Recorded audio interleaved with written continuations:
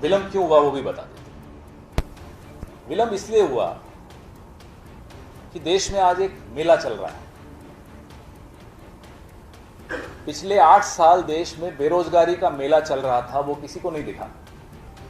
आज मोदी जी ने एक मेला निकाला है, रोजगार मेले का नाम दिया उसको।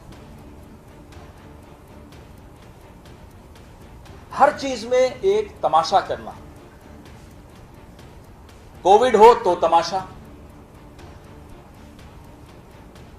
कोविड से लोग मर रहे थे तब भी तमाशा, लोग बेरोजगारी में हाय तौबा मची हुई है पूरे देश में, फिर तमाशा। इस देश ने सरकार चुनी है, तमाशबीन नहीं चुने।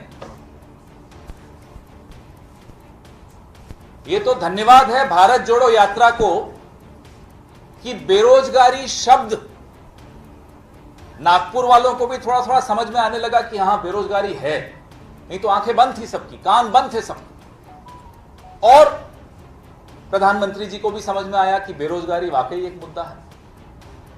इतना बड़ा मेला, कितनी नौकरियां?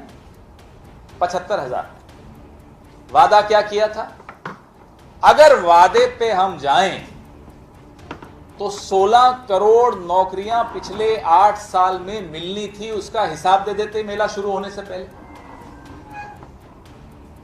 मैं आपको ज्यादा समय नहीं लेते हुए यूपीए के वक्त नौकरियों का हिसाब किताब दे रहा हूं। हम लोग डरते नहीं हिसाब किताब देने से। और दीपावली के वक्त लेखा जोखा हमारे सांस्कृतिक परंपरा है, सारा बही खाता सामने रखना चाहिए, मोदी जी को भी रखना चाहिए, हम रख रहे हैं। एसएससी के 68 से 69,000 नौकरियां प्रति वर्ष मनमोहन सिंह जी की सरकार में मिलती थी। ये पब्लिक नॉलेज है, सब सार्वजनिक आंकड़े हैं, कहीं छिपाने वाली बात नहीं है। यूपीएससी के 20,000 नौकरियां होती थी प्रति एक साल में। 20,000 यूपीएससी, 68 से 69,000 एसएससी, 30 से 35,000 रेलवे। बैंकिंग में 50,000 नौकरियां एक साल में मिलती थी। डिफेंस में 1.5 लाख नौकरियां प्रति वर्ष मिलती थी। अभी इसी जून 2022 को मोदी जी के 4 मंत्री, वैसे मोदी जी के मंत्री सुबह से शाम तक कुछ करते नहीं हैं, सिर्फ राहुल गांधी पर नजर रखते हैं कि भाई वो कहां गए, क्या बोला, और उनको जवाब देना, उन पे हमला बोलना, और कोई काम नहीं है मोदी जी के कैबिनेट का। लेकिन इस जून में मोदी जी के 4 मंत्री आए, प्रेस कॉन्फ्रेंस की, क्योंकि मोदी जी तो करते नहीं प्रेस कॉन्फ्रेंस, मंत्री करते हैं। प्रेस कॉन्फ्रेंस करके बोला कि जून 2023 तक 10 लाख नौकरियां देंगे। आज क्या है जी? अक्टूबर खत्म हो रहा है, 6 से 7 महीने बचे हैं इस वादे में।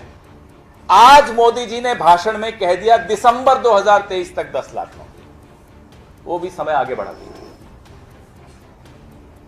धीरे धीरे 2025 तक ले जाएंगे बात को, तब वो नहीं रहेंगे प्रधानमंत्री, लेकिन फिर भी ये हिसाब तो दीजिए। ये 75,000 नौकरियां देकर, मेला लगाकर, और ये नौकरियों के बारे में भी बता दूं आपको, इन सबका रिजल्ट कब आया साहब? हम पूछते हैं। क्यों बच्चों की जिंदगी के साथ खिलवाड़ करते? रिजल्ट 3 महीने पहले आया, 4 महीने पहले आया, 6 महीने पहले आया। आपने रोक लिया कि चुनाव आए गुजरात में और हिमाचल में और फिर मेला करें और तमाशा करें और बोले दिल्ली जी नौकरी ले लीजिए। वो बच्चे जो इंतजार कर रहे हैं, उनकी पूरी जीवन के निर्णय इस अपॉइंटमेंट लेटर पर आधारित होते हैं। अपॉइंटमेंट लेटर मिलेगा, शादी करेंगे, घर बनाएंगे, अपना परिवार को आगे बढ़ाएंगे, सब आपके इस तमाशे की इंतजार कर रहे हैं पिछले 6 महीने से। क्यों? हम ये भूल जाते हैं, जो अपने आप को प्रधान सेवक बताता था वो अपने आप को राजा मानता है। अब तो वो मुंह से प्रधान सेवक शब्द बोलते भी नहीं है, क्योंकि उन्हें मालूम है कि कोई विश्वास नहीं करेगा। ये क्या राजा रजवाड़ों का राज चल रहा है? जब मैं कहूंगा तभी अपॉइंटमेंट लेटर देंगे, भले उसमें 6 महीने लग जाए, 4 महीने लग जाए, आपकी जिंदगी तबाह हो जाए, लेकिन चुनाव के पहले नाटक करना है मुझे।